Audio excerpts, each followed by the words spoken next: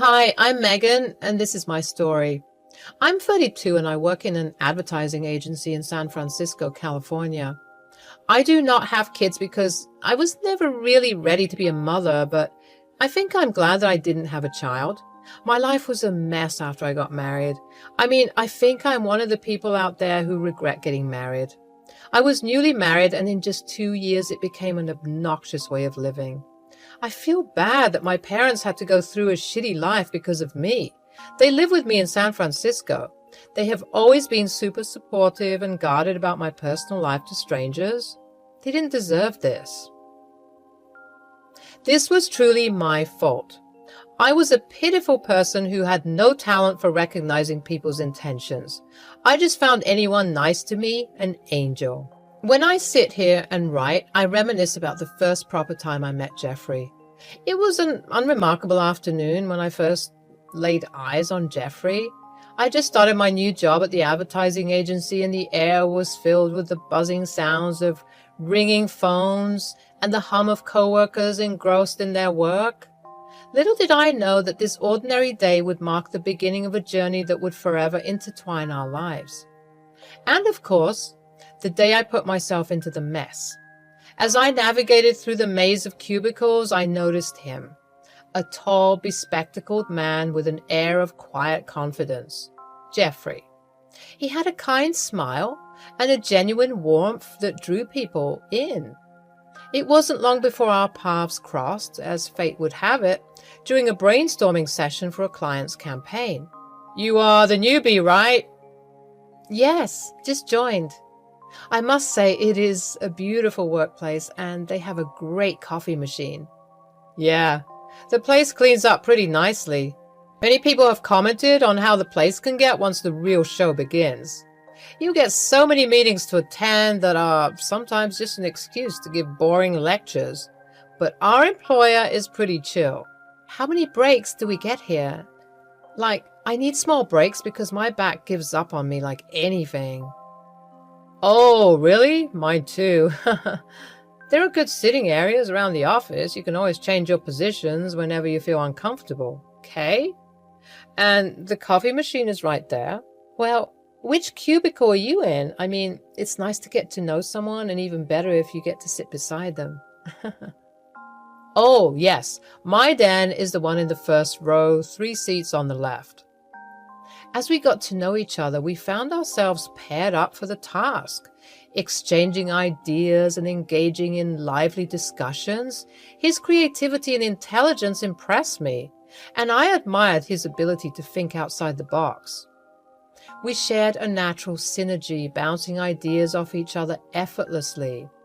Our connection extended beyond the confines of the office walls.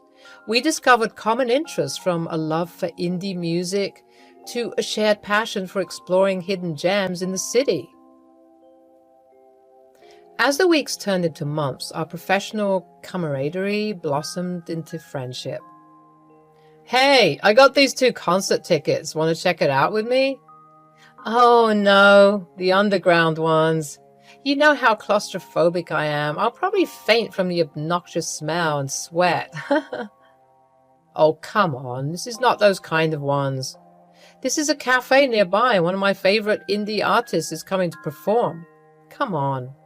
We'll have fun. Plus, we're going to get a discount on the food that will be served because we have the tickets. Their pasta is really good. You would love it." "I have a curfew, you know. My parents are very particular about me coming back before 10. And I am pretty sure concerts start very late at night, no?" "Well, technically they are starting around 8, but we can reach there before time, like around 7:30, or have some food and chat until the performance begins. We can rest a while, and I promise I will drop you home by 9:45, okay?" "Oh, okay, fine. But if this turns out boring, you will pay for everything." Friendship brought us closer, and it helped us get to know each other even more without feeling any sort of attachment. And all the must-be's and would-haves. Just plain old buddies hanging out. We thought this wouldn't spark any further until an impromptu after-work gathering that the spark between us truly ignited. Amidst the clinking of glasses and laughter, we found ourselves lost in conversation, our voices drowning out the noise around us. Time seemed to stand still as we delved into deeper topics, revealing our fears, dreams, and vulnerabilities. That time, I realized that Jeffrey saw me, not just the professional facade I wore during office hours, but the person beneath the surface. And I saw him too. His passion, his kindness, and the way his eyes lit up when he spoke about his dreams. It was then that I knew there was something more profound brewing between us. Months passed and our friendship evolved into something deeper. We navigated the delicate dance of courtship, cherishing the stolen moments of shared laughter and stolen glances. With each passing day, our connection grew stronger, until it became undeniable. We were falling in love. Everything sounds fluttery and nice, doesn't it? I know, because it felt like that at that time. But he was such a sly human being. The red flag was he was a total mama's boy. He would call his mom and talk to her in a babyish voice. He would have a different demeanor. He would whimper and giggle like a little child. I was shocked to see a transition like that. And he created a different personality in front of his mother. The things he would share with me, he would hide from his mother. That is always these type of people who end up being the creepy kind and makes you question every sentence. One day when he finished his call, I reluctantly interrogated him. "Was that your mom?" "Yes." "Is she angry at you over something? You were sweating bullets right there." "Nay, she's a sweetheart. She just loves me and is concerned about losing me. She was asking me whether I'm eating well or not and if the job was too tough for me. She always wants me back, but I always try to convince her out of it." "Well, we should invite her then. It would be nice to meet your mother." "Ah, we will. But I think she won't like visiting us because she's not really well and she lives alone in an old rental. Sometimes it gets really difficult, but we manage." "Maybe we can visit her." "Yeah, that would be nice." When Jeffrey finally mustered the courage to confess his feelings, my heart was having feelings of joy, nervousness, excitement, and scare, all of them together. I mean, I had such mixed feelings about him. It was quite an evening at a local cafe, the aroma of freshly brewed coffee mingling with the nervous anticipation in the air. With trembling hands and a genuine vulnerability, he professed his love. My mind was blown by the fact that he was following two different worlds, and he was also going to mingle me into it. He decided that he would move in with me and my family, and he had no problem taking my last name as well. His mother's house is in Sacramento. He lived with her until he got a job here and settled. His apartment was expensive, so he was kind of really eager to move in with me. He never invited me to his mother's place as well, saying that it was too shabby and I won't like it. He was trying his best to hide me from his mother. "I understand, dear, but we must think of everything. If you're going to get married to me and move in with me, wouldn't that be trouble for your mother? You live with her, don't you?"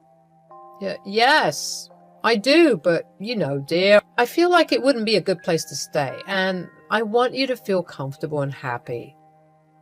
My parents won't have a problem, but will you be okay with them sometimes hanging out with us? They are always worried about me forgetting them, so sometimes during weekends, I spend time with them. I've gotten quite busy with my work, and I come home really tired. We used to have dinner together, but nowadays I usually eat alone or eat outside. I understand, love, and it's all right. Don't worry so much. I'm here. But then what about your mom? Will she be okay? I will try to make time for her. During the times you go out with your family, I will visit my mom. Look, we're a team, right? We can make anything work if we put our minds to it. Our wedding day was not extravagant or grand, but it was filled with mixed emotions.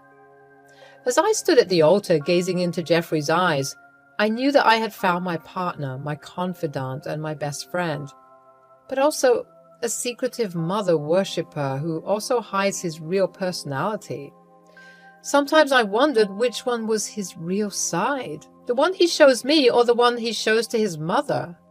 That evening, our journey had come full circle, from colleagues to friends, and now as husband and wife. But things took a sharp turn. I didn't know that the change would happen drastically. It felt like there was a small dent in our perfect picture frame. I find myself grappling with a peculiar sense of simplicity and monotony. Two individuals embarked on this marital adventure filled with dreams, hopes, and expectations. Yet, as time unfolded, our days seemed to settle into a rhythm that can only be described as unremarkable, even boring. From the moment we exchanged our vows, we vowed to be there for each other through thick and thin. Our love was simple, and our commitment was unquestionable. At least I wanted to try. But little did we realize that amidst the grandeur of our dreams, the reality of a simple and mundane married life would soon take hold. While Jeffrey was making arrangements to leave the apartment, I had a talk with my parents about the fact that he was moving in with us. "So, how's everything with Jeffrey?" "Hey, it's good, but sometimes I can't help but feel like something is off. I mean, Jeffrey's an incredibly talented guy. He's sweet and kind and does so well in his work. He and I have so much in common, but he has a strange side to himself as well." "See, dear, I told you the other day that my daughter has ended up marrying a creep. He looks intelligent and sharp, I don't doubt that, but his eyes are. I don't like his eyes. He also has immature and childlike behaviors which look kinda odd." Let us hear what she has to say before we jump to conclusions like that. I mean, Dad is right in a way. He does have two different personalities, actually three. He acts differently when he's working. With me, he's more or less chill and happy, but with his mother, there's an observable shift in his behavior. So he's a mother's boy, natural thing. The only child is a boy and the mother is a divorcee. I wouldn't be too surprised. Have you met her? I haven't. I mean, I told him a couple of times, but he's always hesitant about it. He said that his mother is ill and doesn't like the company of people. That is nonsense. You are his bride now. That is a basic decency to want to meet his wife. I mean, I'm not saying that it is compulsory, but it is what you say, a courtesy. Oh yeah, one more thing. Jeffrey wants to move in with us. Like, he would bring everything from his apartment and... What? No, I don't like him. I feel like he would be using you, and why isn't he letting you stay with him? Not like that I want you to go away, but I need to see his terms and conditions. Apparently, he says that his apartment is not that well put, and he doesn't want me to feel uneasy. Strange. In the early days of our marriage, I noticed how often Jeffrey would consult his mother before making decisions, seeking her approval and validation. It seemed as though her opinion held more weight than mine, his wife. At first, I tried to brush it off, thinking it was just a result of their close relationship. But as time went on, I realized that it was much more than that. Jeffrey's mother, Martha, had always been a dominant presence in his life. She had raised him as a single mother and had instilled in him a strong sense of loyalty and duty towards her. It was clear that he felt responsible for her happiness and would go to great lengths to ensure her approval. As the years went by, I found myself playing second fiddle to Martha in Jeffrey's life. Our plans and dreams took a backstage to his mother's desires. Whether it was choosing the color of our new living room or deciding on a vacation destination, Martha's opinion was paramount. I felt like an outsider in my marriage, constantly overshadowed by her influence. My attempts to address the issue were met with resistance from both Jeffrey and Martha. They couldn't understand why I was bothered by their close bond. They saw it as a sign of love and devotion, whereas I saw it as an unhealthy obsession that was slowly tearing us apart. Jeff, are we still going on that trip to Italy, right? It is our honeymoon. Yes, we are. Don't worry. I'll be booking the tickets soon. Your mother is not in immediate danger, right? No, not. She'll be fine. I took her to the doctor the other day. She's pretty stable. I think she'll be fine. It soon became clear that Martha held an intense dislike for me, and she didn't hesitate to manipulate her son in an attempt to drive a wedge between us. At first, I brushed off Martha's behavior as typical mother-in-law quirks, thinking that with time things would improve. But as the months went by, her actions became more calculated and hurtful. She would call Jeffrey and subtly undermine me, making disparaging comments about my character and constantly question my ability to be a good wife. Her disapproval loomed over our marriage like a dark cloud. It was heartbreaking to witness how easily Martha could sway Jeffrey's opinion and emotions. She knew how to play on his vulnerabilities, using guilt and manipulation to cast doubt on our relationship. It seems as though every time we had a disagreement or faced a challenge, she was right there, whispering poisonous words in his ear, planting seeds of doubt and dissatisfaction. Martha's tactics created a toxic environment that left me feeling isolated and helpless. I desperately tried to maintain my composure and remain strong for the sake of our marriage. But her relentless campaign against me took a toll on my emotional well-being. I constantly questioned my self-worth and wondered if I would ever be enough to overcome her influence. There is one time she called Jeffrey's phone and I picked it up because he was in the bathroom, and it was my golden chance to confront her. Yes, this is me, Jeffrey's wife. Oh, the one who took my son away. Why do you have his phone? Look, I don't want to cause any trouble. I'm just here to know if my son talks about me to you. Oh, yes, he does. You manipulated him to stay with you. He comes to me seldom nowadays, all because of you. I always told my son not to fall for girls like you, but you bewitched him by showing him your property and money and looks. Look, I said no such thing to him. He was the one who wanted to stay with me. I discussed it with him. That is not what we decided on. I love your son. Please try to understand I always ask him about you. Martha cut the call. She made a scoffing noise of disgust. I realized this was going nowhere. Our Italy trip didn't happen. My job made other plans. We were told to go on a small business-related trip to Korea. One of our marketing agencies wanted to collaborate with their brand. I had to go. I apologized to Jeff a lot, but he was strangely okay with it. He just told me to have fun and call him from time to time.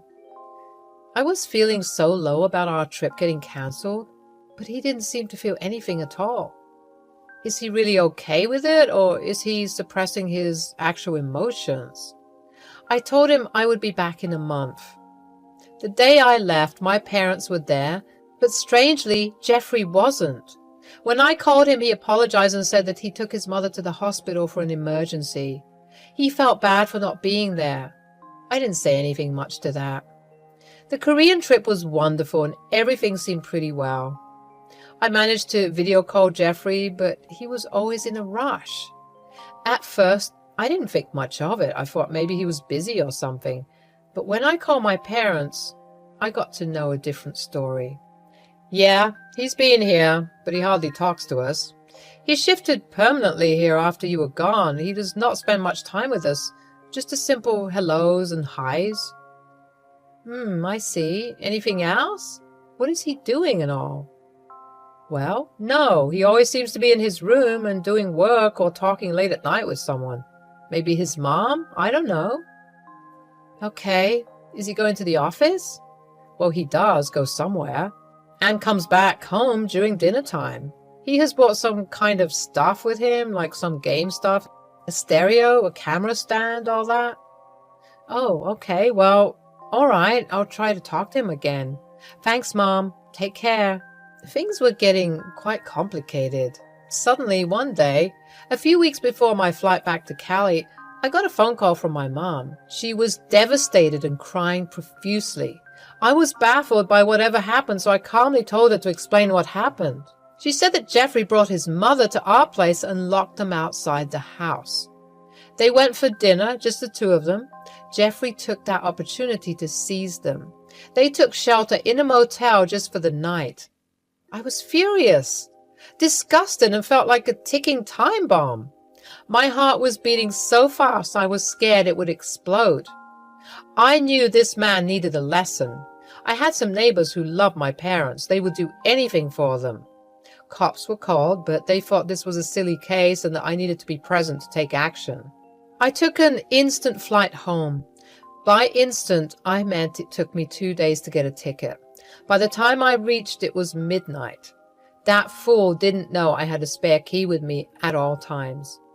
I called a few of my neighbors and they were purely shocked at how my parents didn't go to them for help. I and a few others marched towards the house. I unlocked my house and there he was. Jeffrey was watching TV with his mother, laughing. I freaking went and held him by the collar and started thrashing him, even pulling some of his hair out. My neighbor took the helm by seizing his mother. I never felt this amazing hitting someone, and he deserved every ounce of it. But babe, look, I can explain. My mother was ill and I was scared she would die. Your parents were against it. You are a piece of filth. How dare you throw my family out of my house? And you thought you would get away with it? How freaking dare you? You mother my foot. I don't give any shit about her. You deserve every bit of this fist of mine, you absolute filthy scumbag. But wouldn't you have done this for your mother? Never. I'm not like you. My neighbors would have probably killed him if I didn't control my temper. The police were called and they were taken for further investigation. Meanwhile, I threw and burned all his property, his gaming console, his posters, everything. That piece of filth deserved no sympathy. The police reported that he snuck in his mother and let her stay in our bedroom. He was supplying everything to her secretly. After that, I signed a divorce claiming that he should give me and my parents a percentage of the amount every month as punishment for invading and taking over my property. I demanded he go back with his mother to Sacramento. He was no longer welcome here. I don't care about his financial security anymore. He was a liar and a disgusting human being. I installed surveillance cameras everywhere and strengthened the security so that there is no way he can do anything fishy. Well, ever since that, I made sure whoever I meet gave me full clarity about themselves before I planned to go ahead with it any further. I even changed my job and got myself a work-from-home job. So that's good. I can keep an eye on everything until things settle down a bit. My family is fine now and we are doing okay. We're happy for the time being and I learned a big lesson.